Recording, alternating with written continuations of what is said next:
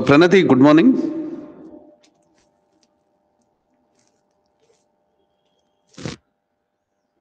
Yeah, in this class, we'll be discussing about uh,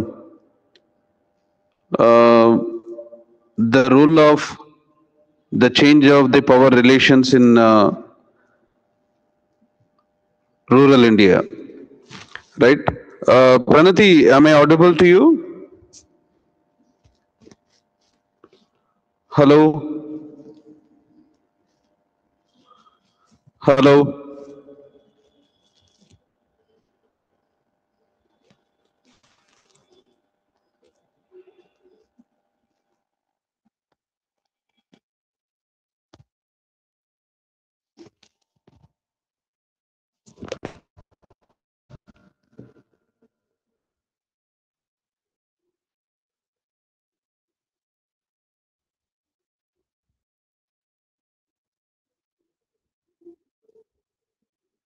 Yeah, now we'll discuss the class. Now in this class, we'll be discussing about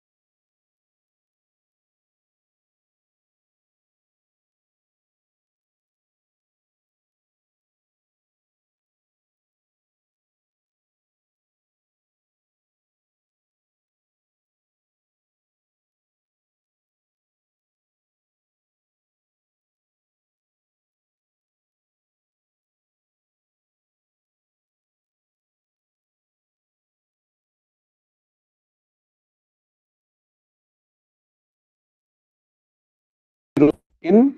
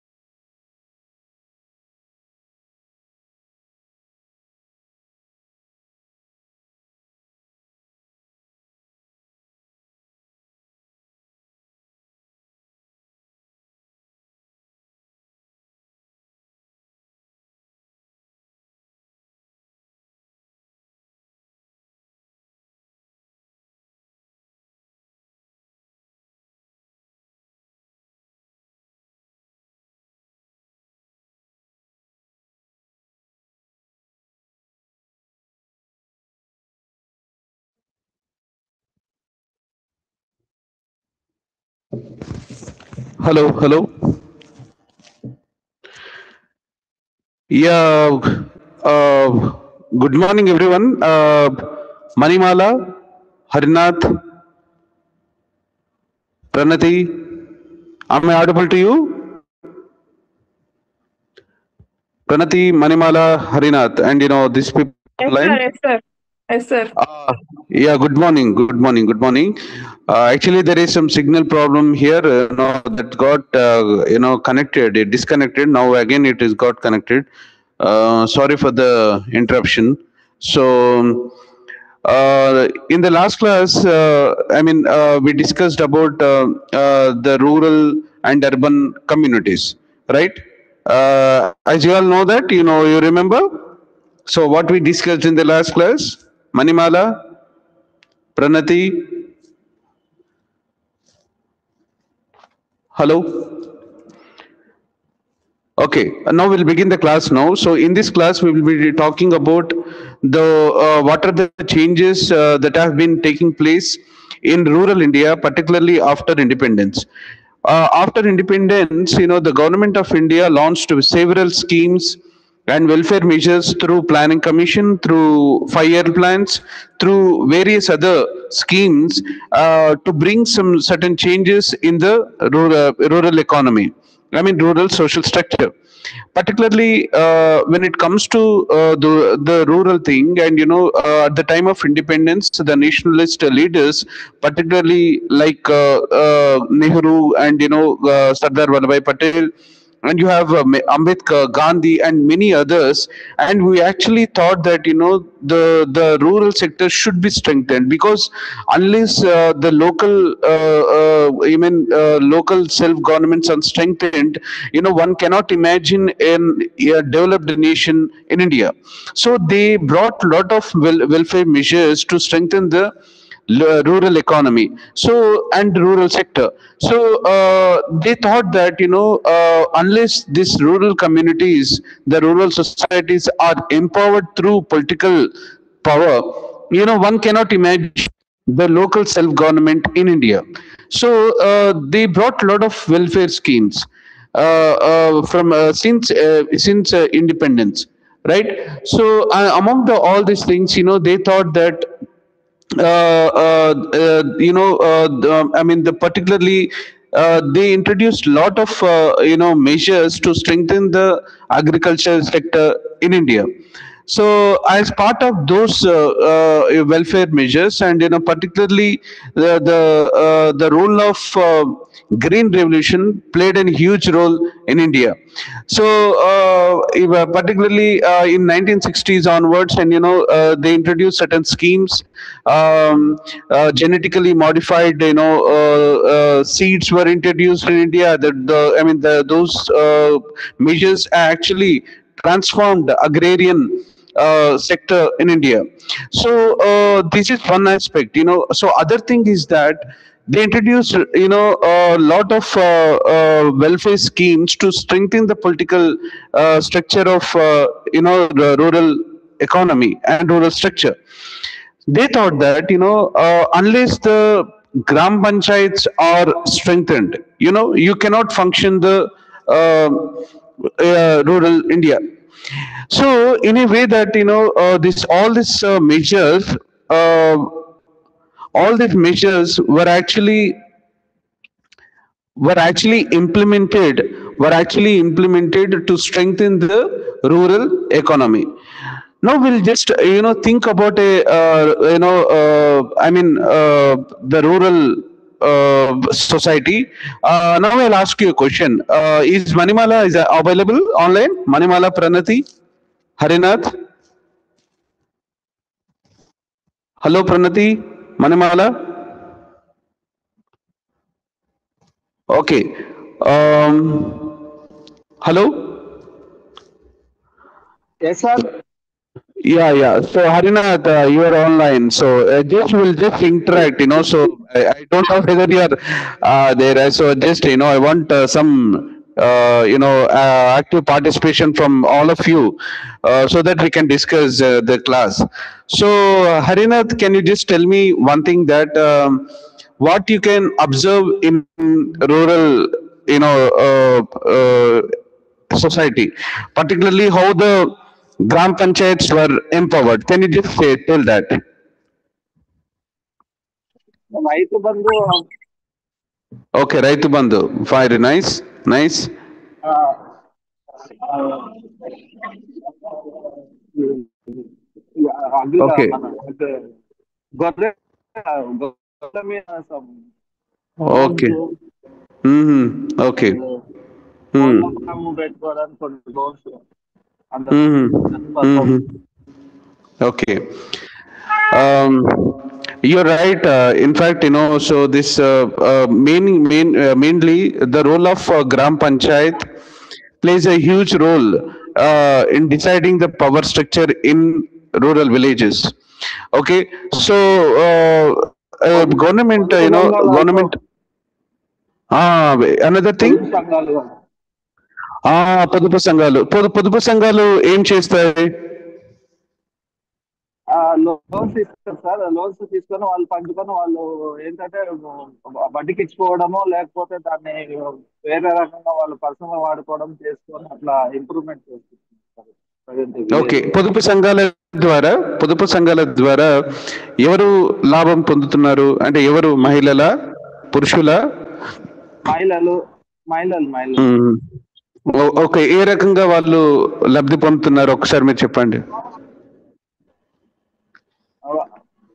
వాళ్ళు ఏంటంటే ఇప్పుడు ఒక group మొత్తం ఒకసారి individual గా అందరు కలుపుకొని ఒకరికి ఇంట్రెస్ట్ గాని ఇవ్వడం, లేకపోతే వాళ్ళే ఒక సపరేట్ ఒక అగ్రికల్చర్ మన కుటీర పరిశ్రమ లాగా ఏర్పరచుకొని దాని నుంచి అట్లా ఇంప్రూవ్ చేసుకోవడం అట్లా జరుగుతున్నాయి సార్ పల్లెటూరులో. Okay. The very nice point. వాళ్ళే ఏదన్నా ఒక బిజినెస్ పరంగా ఇప్పుడు స్మాల్ ఇండస్ట్రీకి సంబంధించినవి, విలేజ్ లో ఇస్తరాకులు అటువంటి సంబంధించినవి ఏమన్నా మిషన్లు ఓకే. అటువంటివి చేసుకోవడం ఫైన్. జరుగుతుంది. Okay. Very nice. Manimala, Manimala, now you listen? Yes, sir. Okay, fine. Now we'll discuss. Okay, Mero Harnath garu chala, he said some very important point that the role of self-help groups in rural sector, that those self-help groups are actually exist to strengthen the women empowerment, the strengthen the women economy. I think he made some very interesting point. I really appreciate Hanad Garu for his wonderful insight.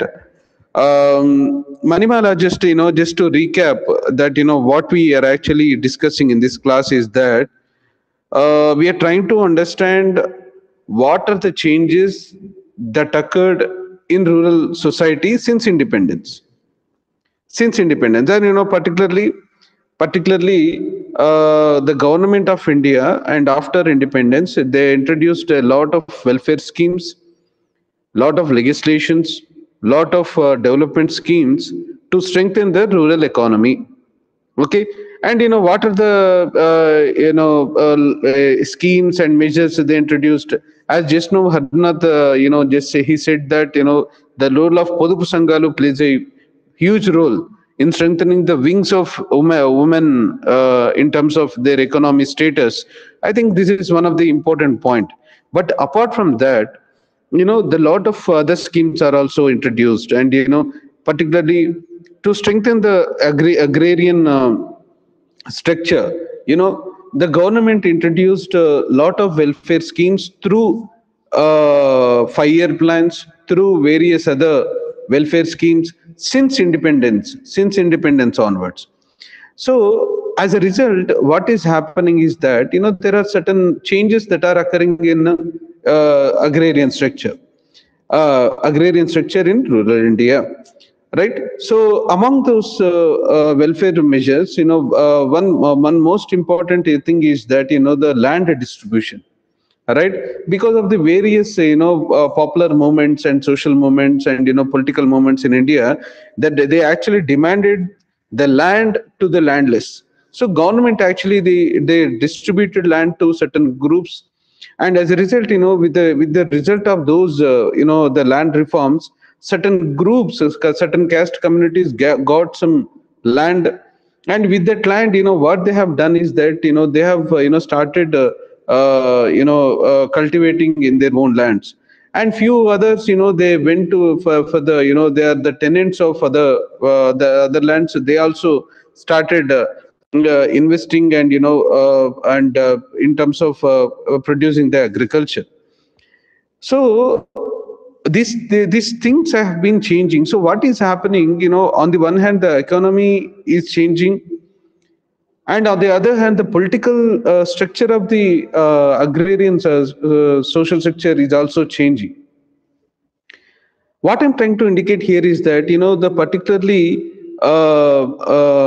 particularly the political, particularly the political angle, and if you observe is.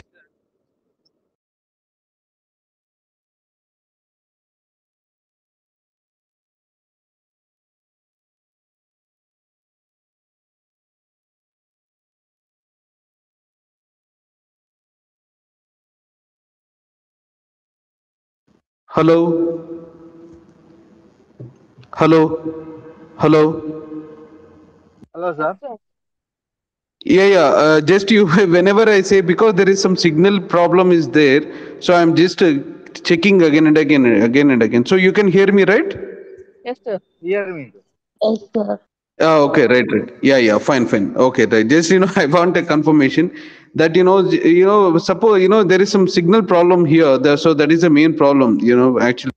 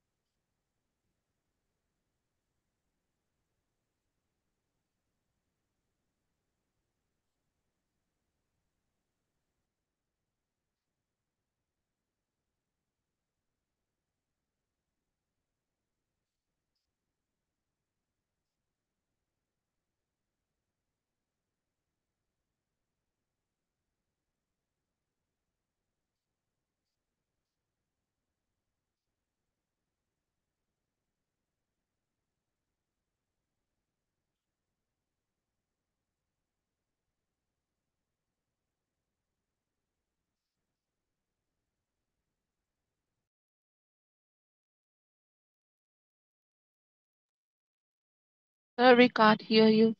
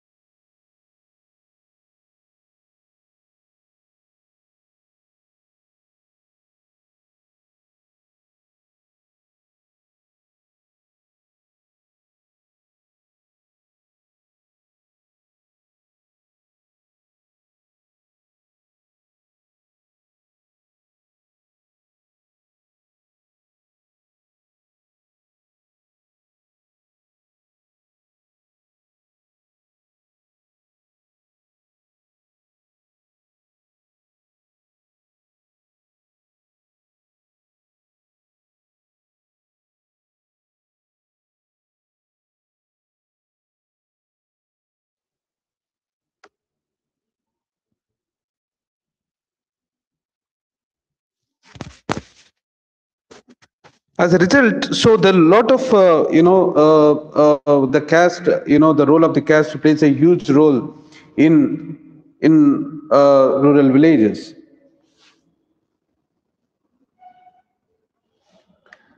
uh, As you all discussed in the last class, that the ascribed status plays a huge role in Indian context, and particularly.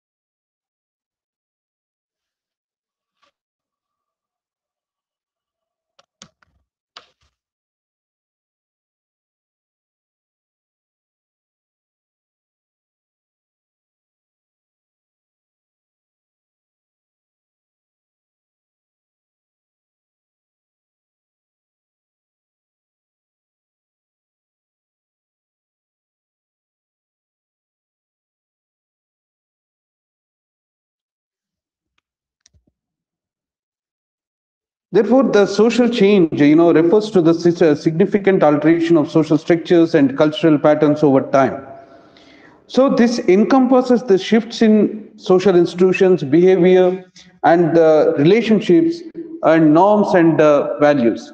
Social changes can be gradual or rapid, driven by various factors such as technological advancements, economic shifts, cultural trends, political movements, etc. Therefore, as a sociologist, we study social change in order to understand how societies evolve, adopt, and they examine the impacts these changes have on individuals and groups within the society. There is no society that did not undergo any change since its inception. More particularly, the Indian society and its culture has gone tremendous changes, particularly after independence. Therefore, we can say that those societies, the agrarian societies, are not static as conventional sociology thinks and practices. So, the caste which formed the structural base for the organization of Hindu society has also evolved and changed. Indian society has always been changing. Only the pace of change has varied from time to time. But to the point, one can say that society is changing and it has got a place for change, particularly in political and economic spheres. The Indian society is changing from one point of time to another point of time. So, the over the ages, the unity of India has been symbolized by the cultural continuity. A synthesis of diverse social and cultural elements has created continuity from the ancient period to till today. Cultural synthesis and transformation of cultural traits from one period to another has been possible because of the existence of stability and change in Indian society and culture. And this is happening just because the on the more particularly, the government of India is introducing the lot of welfare schemes and development measures to influence the rural economy structure. As a result, there are a lot of changes is happening in the economy of the Indian villages, and particularly the economy of the Indian villages have got tremendous influence with the effect of the Green Revolution. That actually the Green Revolution has revolutionized the agricultural produce and its production and distribution in Indian context. So there is with all these factors, there is a social mobility that is happening in India. So what is a social mobility? The social mobility means movement of persons and groups up or down the ranking order of a social stratification system. It means a change in the socio-economic position of an individual. A person's class status is determined originally by the class status of their parents. But when the person acquires a different educational level or moves into a different occupational group or adopts a different style of life than its parents has been socially mobile. In all the social systems, there is some movement of individuals up or down, the social or ladder. So, however, such mobility does not only occur at individual level. The collective mobility also plays a huge role in Indian context. That actually bringing the lot of structural changes in terms of cultural process and the rise of status of an individual. It is here that the process of sensitization, westernization, and modernization become important to understand how communities mobilize through cultural values. So all these factors plays a huge role in changing the economy of agrarian structure of Indian villages. So, I mean, as I told you that the social mobility is being possible in Indian context, and particularly with the rise of, with the invention of, with the implementation of the lot of welfare schemes and plans through planning commission in Indian context. So the role of the political and economic factors plays a huge role. Particularly the political and economic improvements often play a crucial role in facilitating the social mobility and change in India, particularly in terms of the sensitization process.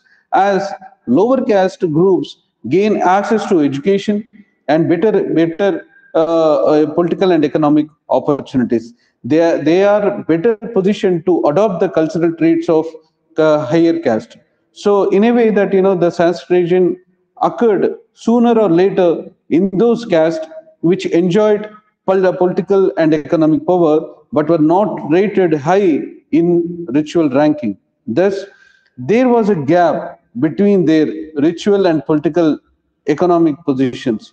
Economic development, is not the only prerequisite to sensitization. But because sometimes a caste group may start achieving political power, which may lead to economic betterment and sensitization. So, in a way that all these factors plays a huge role in determining the political structure and economic structure of Indian rural economy. So, what I'm trying to indicate here is that on the one hand you have a economic factors, on the other hand you have a educational factors, on the other hand you have the government schemes and so on. So, on the other hand you have a technological factors. So, all these factors played a huge role in determining and influencing the rural economy in India. So, on the other hand, you have the role of media is also plays a huge role, in promoting the social change in Indian context. Television, cinema, radio, and mobile phones, and how have played a significant role in disseminating, the cultural practices of other communities and of other societies.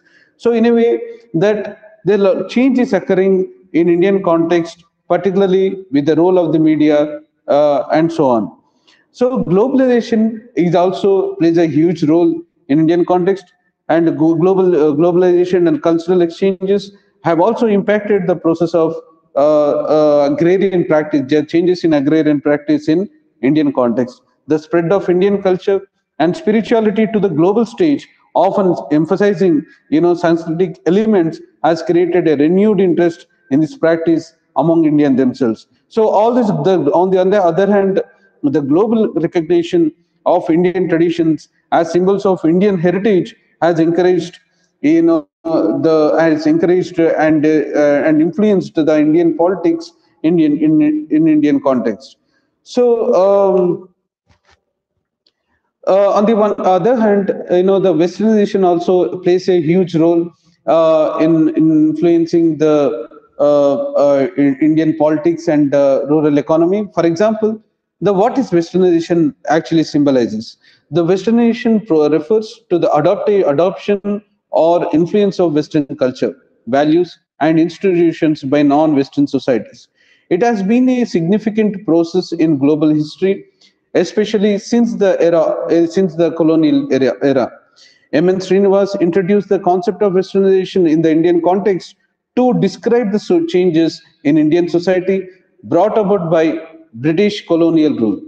In his work, particularly the social change in modern India, and Srinivas defines Westernization as a process by which Indian society has adopted the Western values, customs, and institutions because of prolonged contact with the West, particularly during the British colonial period.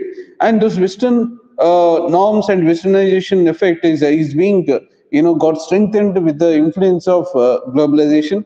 As a result, the lot of a rural economy structure, rural social structure, rural cultural structure, and rural political structure is being changing from time to time. So, this all these factors are are actually causing effect in India. So, what are the main factors that are actually causing effect to Indian rural sector, particularly the education, the introduction of Western education by the British, and of course, and even after the independence, the lot of the tremendous changes that are occurring in India education as bringing change in social change in Indian context. So legal and political systems also plays a huge role, and and also mass media and communication, the urbanization and industrialization, and all these factors, they plays a huge role in Indian context in bringing social change in India. So thus the modernization as a comprehensive and multifaceted concept has been a central theme in social sciences, especially sociology, discourse. And it refers to the transformation of societies from traditional or pre-modern states to modern forms, characterized by industrialization, urbanization, secularization, and the development of democratic institutions. Right. So, in a way, that all these factors that plays a huge role in bringing some changes in the rural structure. Right. And the next thing is that